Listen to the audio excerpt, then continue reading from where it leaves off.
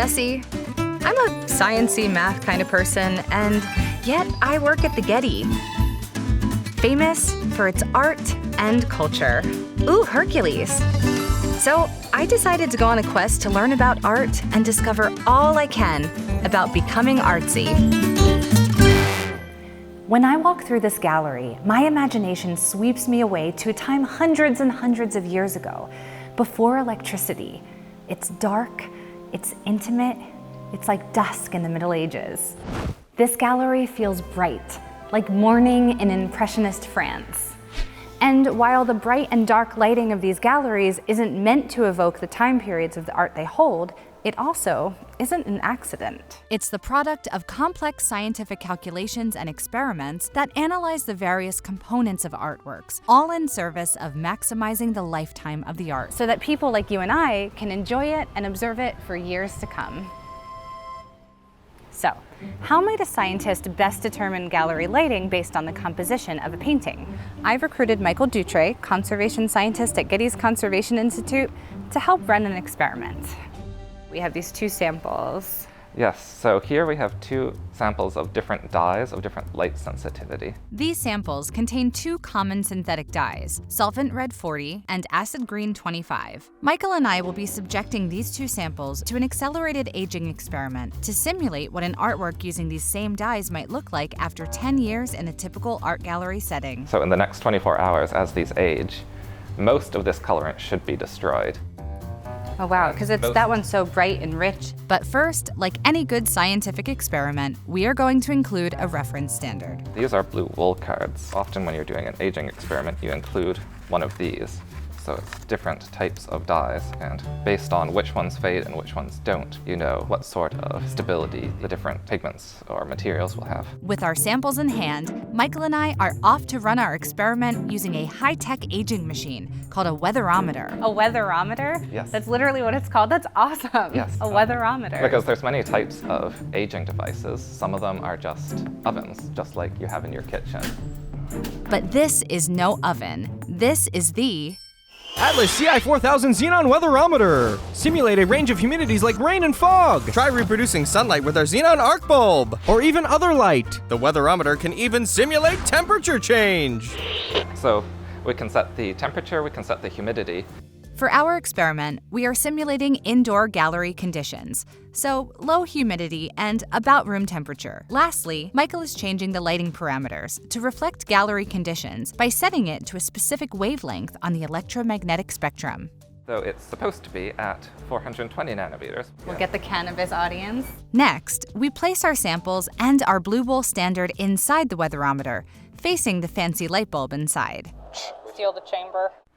And we should be all set up. There it is. Ooh, oh.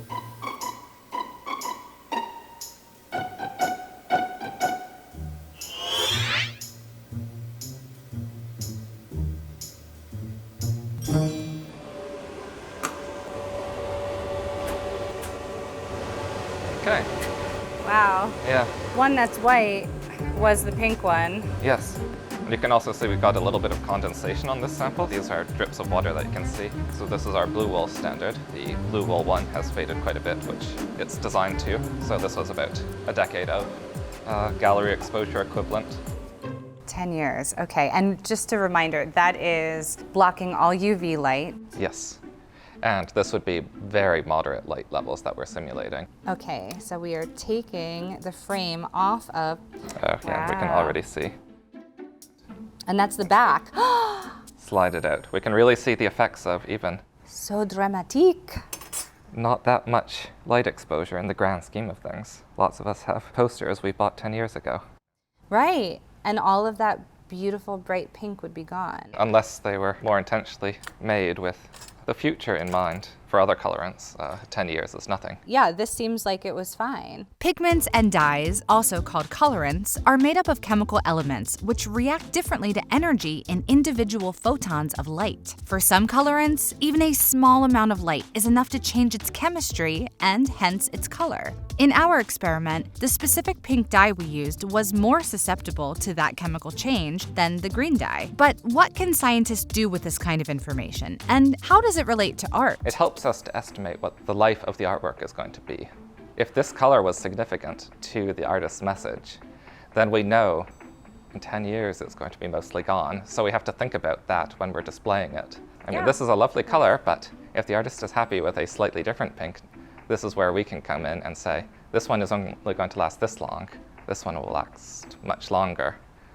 Do you have any tips for people who have art or posters in their house? Keep it away from windows. That's the number one thing. Things like hallways are often really great because they tend to not have windows to the outside, or keeping them on walls, not facing windows in particular. The effects of time, including light exposure, or sometimes even the lack thereof, can greatly change the way we see an older piece of art. And one great example of this is housed at the Rijksmuseum in Amsterdam, Rembrandt's Night Watch, which, despite its nickname, is not actually depicting a night scene. It's a scene of a bright, sunny day.